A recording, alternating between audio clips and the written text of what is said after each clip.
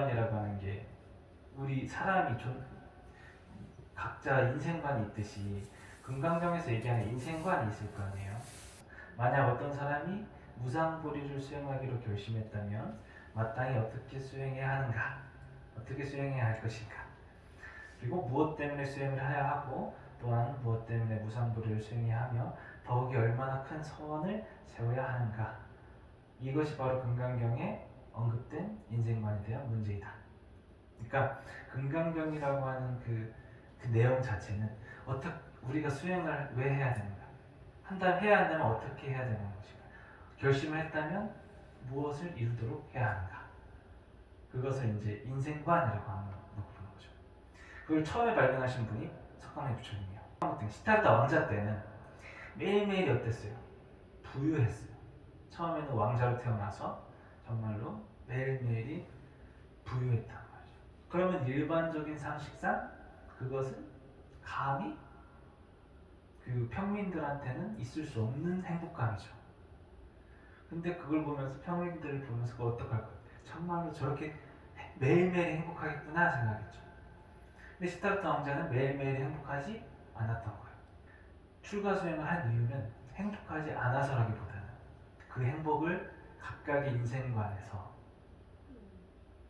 다 다르니까, 나는 이렇게 남들이 생각했을 때 이렇게 부유한데도 불구하고 나는 행복하지 않다는 것을 자기 스스로 느꼈고, 밖에 나가보니까 정말로 비교해보자면 나는 감히 행복할 수 있는데 다른 사람들은 생로병사에서 눈 씻고 봐도 정말로 자기한테는 한평생 20몇 살까지 살아오면서 이 장면을 본 적이 없는데, 그렇기 때문에 이제 그거에 큰 깨달음을 첫 번째 수행 출가 결심을 하고 나서, 그러면은 행복이란 무엇인가? 나는 이렇게 남들이 비유하는데도 행복을 하지 않는데 저 사람들은 또 저 사람대로의 행복은 무엇인가? 행복이란 어떠한 것인가? 라고 하는 것을 화두로 들었을 거겠죠. 우리 이제 괴로움은 또 무엇인가? 인간의 괴로움은 무엇인가? 더 궁극적으로 얘기하자면 인간의 괴로움을 소멸시키는 방법은 과연 무엇이 있을까? 이렇게 해서 이제 떠났단 말이죠. 그러니까 인생관이라고 하는 건 금강경에서 나타나는 인생관은 현재 우리가 삶에서 느껴봐야 되는 인생관이죠. 내가 행복하다고 해서 남들이 내가 행복한 걸 같이 행복할 수가 없다는 거죠. 내가 그 행복한지 안 행복한지는 그 한 모금의 물을 마셔봐야 된다는 거예요. 그 한 모금의 물을 마셔봤을 때 너무 더운 사람은 차가운 물을 원했을 거고, 내가 너무 차가운 물을 차가웠던 사람은 따뜻한 물을 원했을 거예요. 차가운지 따뜻한지는 내가 직접 마셔봐야지 알 수 있는 거고, 내가 그걸 직접 마셔보고 본 뒤에야 행복한지 안 행복한지 알 수 있다는 거죠. 그래서 그게 금강경의 인생관에 나타나는 거죠.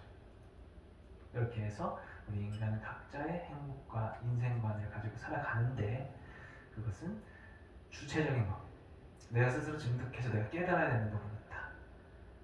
지극히 개인적인 그런 체득을 중요시한다는 거죠. 그래서 명상이 나오고 기도가 나오는 거죠. 그것을 가지고 기준화시킬 수가 없다는 거죠. 보살님의 아픔과 저의 아픔, 손자의 아픔, 그리고 또 여러 가지 사람들의 아픔을 기준화시킬 수가 없다는 거죠. 그걸 가지고 진리를 통해서 똑같이 가피를 내려줄 수 있겠느냐? 불가능하겠죠. 그러니까 개인의 믿음과 개인의 노력이 너무나도 중요시되어 있는 것들, 마음의 본연의 자리. 그러니까 자꾸 닦는 거죠, 쉽게 말해서. 뭐 계속 지저분해져 있으니까. 거울 보는데 지저분해 있으면 어떻게 닦아야 보이잖아요. 본연의 그 원지, 그 성분 자체는, 우리 마음 자리는 원래 깨끗해요. 자꾸 더러워지고 내가 쓸데없는 생각했던 것을 자꾸 이렇게 걸레로 닦으려고 하는 게 우리의 불교라는 거죠. 그래서 금강 반야 바라밀다 경일에서 금강이라고 하는 것이 본연이에요. 본연. 너무 깨끗한 거예요. 너무 깨끗하고 모든 물질 중에서 가장 아름답고 고귀하고 단단한 것, 그것을 어떤 거랑 비유했어요? 우리의 마음자리, 우리의 생각이나 우리의 어떤 사상이나 관념이나 이런 것들은 수없이 변하는데 내 마음자리는 그대로다. 그렇기 때문에 그 마음자리에는 변화가 없다 해서 금강이라고 해서 말한 거죠. 그래서 금강경 하면은 딱 마음 공부예요. 마음을 어떻게 다스리고 닦는 거냐라고 이제 수고리가 부처한테 말한 거라고. 그래서 이제 우주 안에 모든 존재하는 허공이나 물질이나 에너지 같은 것들은 다 변하는데도 변하지 않는 존재는 마음인데 그것이 금강과도 같다. 근데 반야라고 하는 것은 많이 들어가죠. 마하반야. 왜 자꾸 반야를 붙일까 생각하잖아요. 그죠? 반야는 곧 우리의 마음이자 어떤 마음이야? 깨달은 마음이에요. 그 반야라고 하는 것은 실상, 참다운 진리, 참다운 실상을 보고선 꿰뚫어서 내가 그것을 깨달은 지혜. 그게 반야예요. 더 쉽게 말하면 지혜.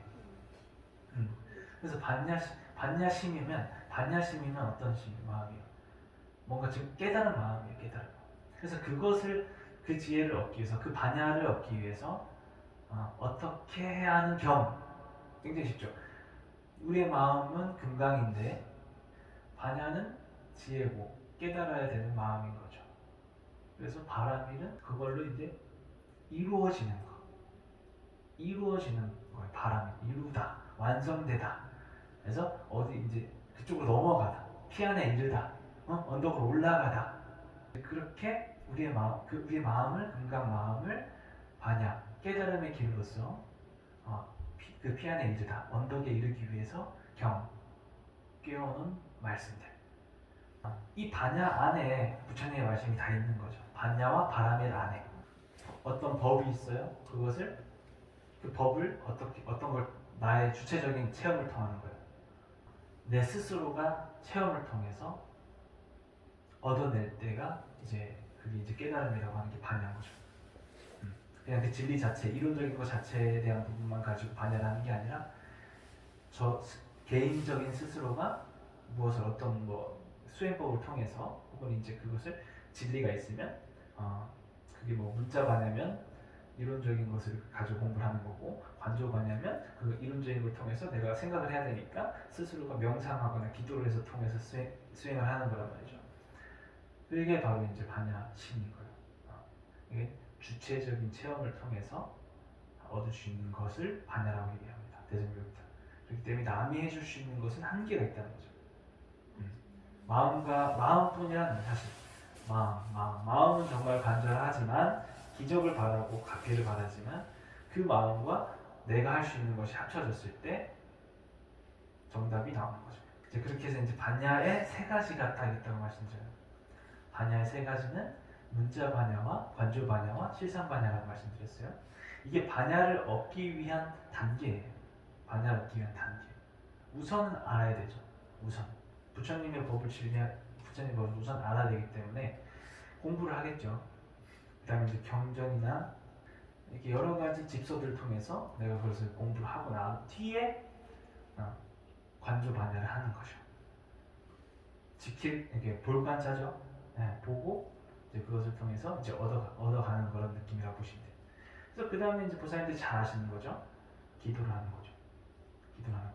내가 공부를 통해서 어떤 이제 기도와 명상을 하니까 아니면 나의 이제 참회도 일반적인 참회 자체도 기도예요.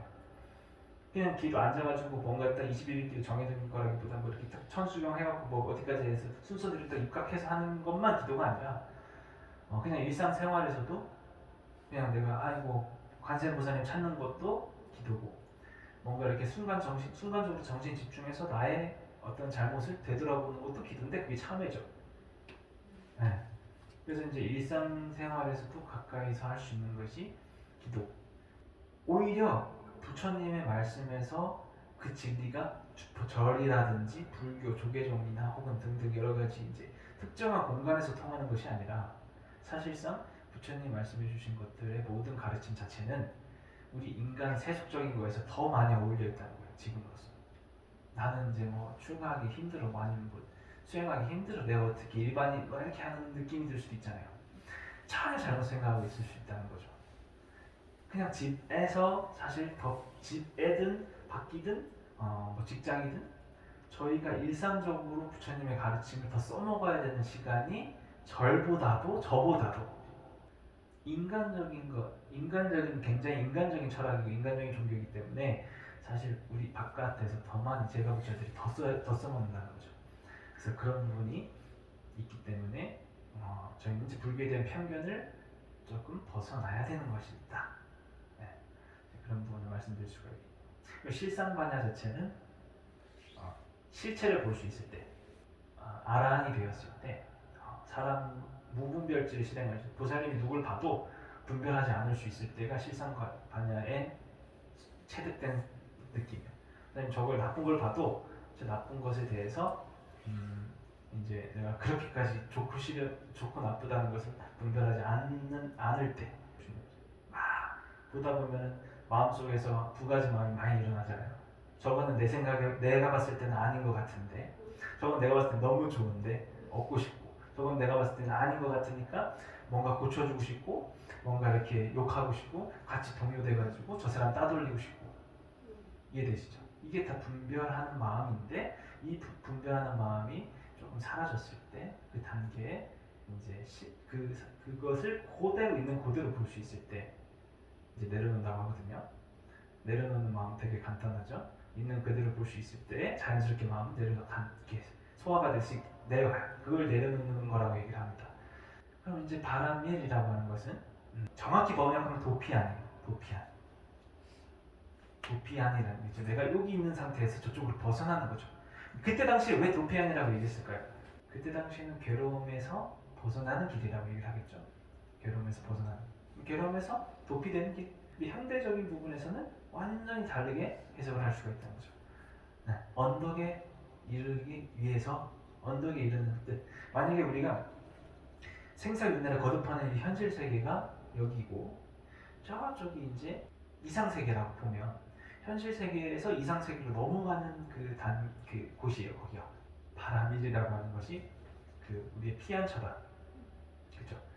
그렇기 때문에 지금 염세적인 거라든지 아니면 우리 이제 세속적인 걸 괴로움에 대해서 부정하는 것이 아니라 현실 세계에 있는 그들을 수용을 해서 이것을 어떻게 해결할까, 어떻게 마음을 해결할까, 어떻게 내가 깨달음 얻을까, 어떻게 내가 지금 현재 이 괴로움에 있는 마음을 수용하거나 혹은 해결을 할까라고 하는 것을 고민하는 거죠. 그럼 그것이 문제가 해결되는 순간 바라미를 실천한 거겠죠. 그걸 피하는 게 아니라, 도망가는 게 아니라, 도망자의 신세가 아니에요.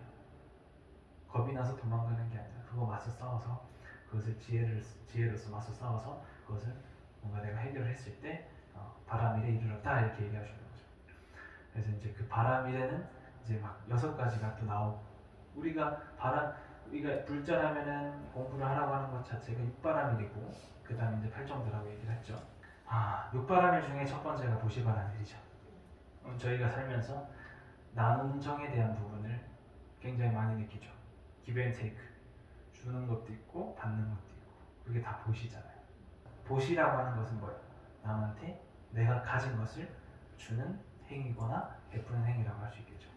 그래서 이제 보시에는 법보시가 있고 3가지, 그리고 제보시가 있죠. 그 다음에 이제 무예보시가 있어요. 이제 법보시 같은 경우에는 제가 지금 보살님들한테 어떤 것을 하고 있죠? 이 법에 대한 내용을 가르쳐드리고 있습니다. 이 어떤 이제 가르침에 있는 부분이 다 자기가 가진 지적 재산 자체를 드리는 거. 이게 이제 법보시예요. 재보시는 물질이잖아요.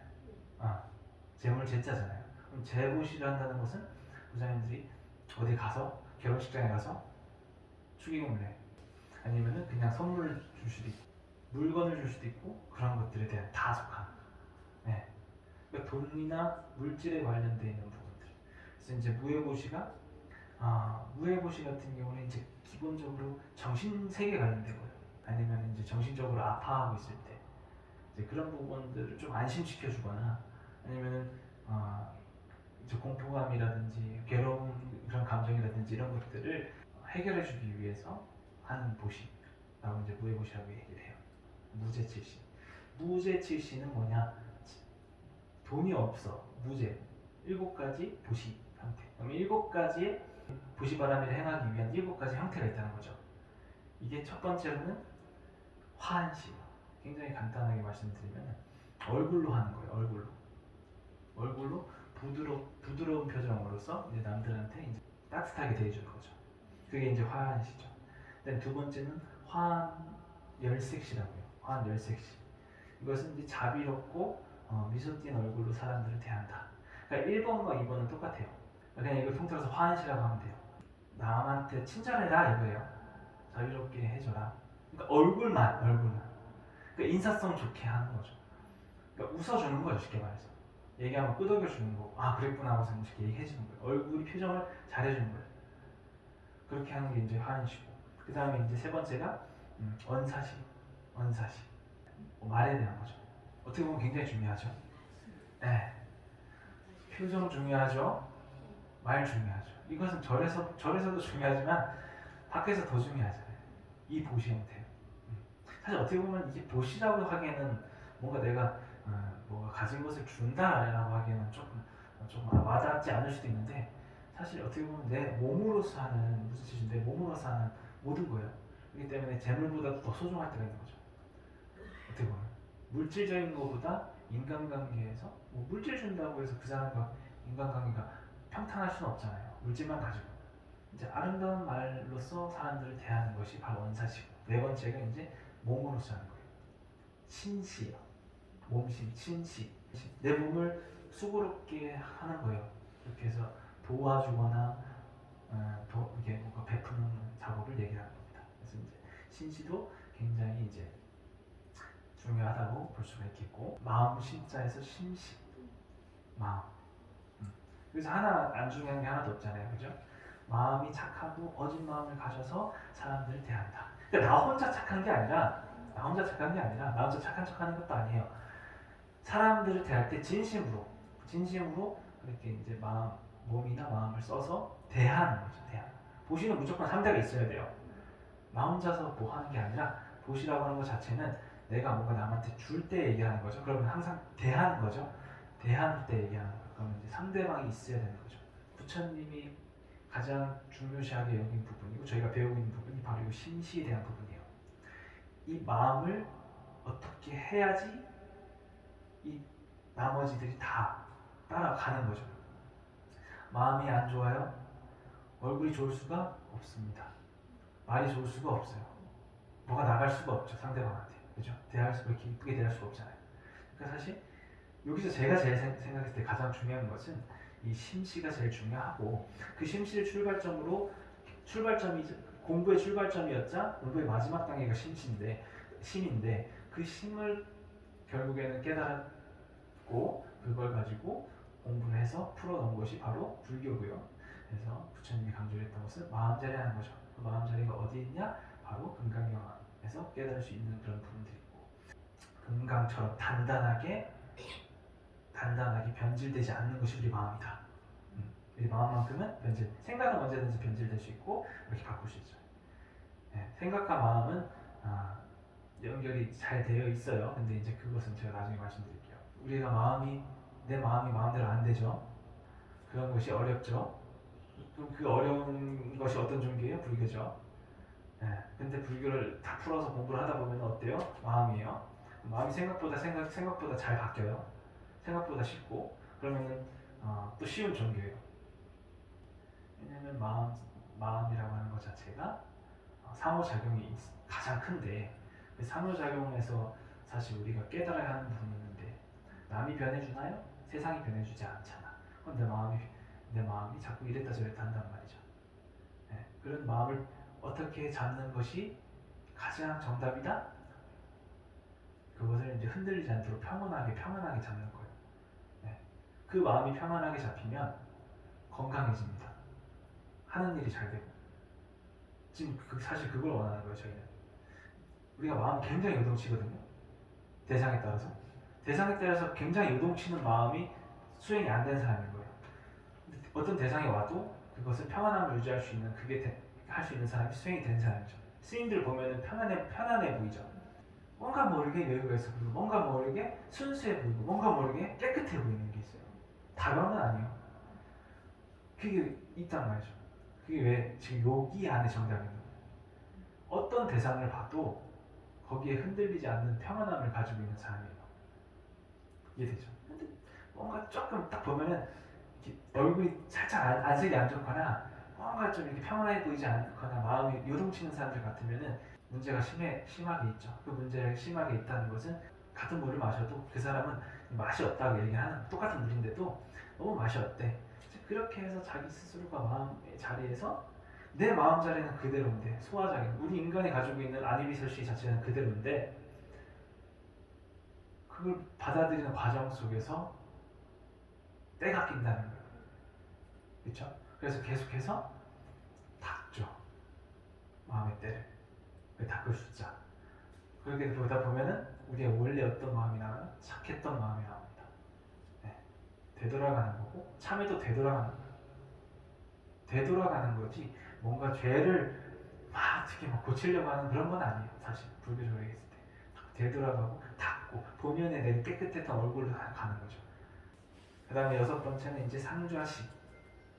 다른 사람한테 이제 기쁜 마음으로 자리를 양보하는 거죠. 지하철 타면은 어르신들께 양보를 하거나 버스 탔을 때 양보를 하거나 인사한테 양보를 하거나 이건 기본적인 거고 다른 사람한테 자리 양보한다고 했을 때 어떤 거가 있을지 굉장히 많잖아요. 그죠? 뭔가 한 발자국 물러나는 것 자체도 양보고요. 밥 먹을 때 내가 배고프더라도 조금 남한테 먼저 양보하는 것도 양보고요. 그러니까 상주는 나보다 어떻게 윗사람 아랫사람을 떠나서 이제 내가 그거에 대해서 자리든 아니면 생각이든 아니면 아이템이든 아니면 어떤 이제 행동이든 어떤 것이 양보가 됐을 때 상자시라고 얘기하고 마지막으로는 이제 방사시인데 이건 요즘에 많이 없어졌어요. 요즘에 있을 수가 없죠. 방사시. 그러니까 방을 내주는 거죠. 시대가 바뀌었잖아요. 갑자기 아파트 벨 눌렀어요. 그 사람이 갑자기 잘 자고 있는데 누가 아파트 벨 눌렀어. 너무 춥대. 거지가 너무 춥대요. 근데 하룻밤 잘 문 열어줄 수 있어요? 불가능하단 말이에요. 그 문을 열어줬다가 강도일 가능성이 있다라고 하는 그 피해의식 굉장히 이미 적게 자리 잡아요. 옛날에는 뭐 지나가다가 진짜 방학간 내지는 초가집 살 때 저희 옛날에 그죠? 그 할머니 시절에 그렇게 정말 이렇게 나그네가 가면 열어주고 그랬어요. 강도라고 생각은 보통 안 했죠. 일곱 가지 저희 이제 몸으로 할 수 있는 보시들 자체가 다 중요한데 내가 주는 사람이죠. 내가 준다고 했을 때 내가 깨끗해야 돼요. 그 마음도 물건도 그 받는 사람도 깨끗해야 돼요. 세 가지 그 물건과 상대방과 나 이렇게 세 가지가 깨끗했을 때 주체는 나 대상은 사람 이게 세 가지가 깨끗했을 때 삼륜청정이다. 삼륜청정 청정 깨끗하다. 세 가지가 어떻게 법에 이렇게 박히고 이제 그렇게 해서 잘 깨끗하게 돌아간다. 이 삼륜청정이라는 얘기를 하는 겁니다. 금강경이라고 하는 제목을 가지고 이렇게까지 풀어서 얘기할 수 있듯이 정말 중요한 거예요. 이게 다 연결돼 있어요. 다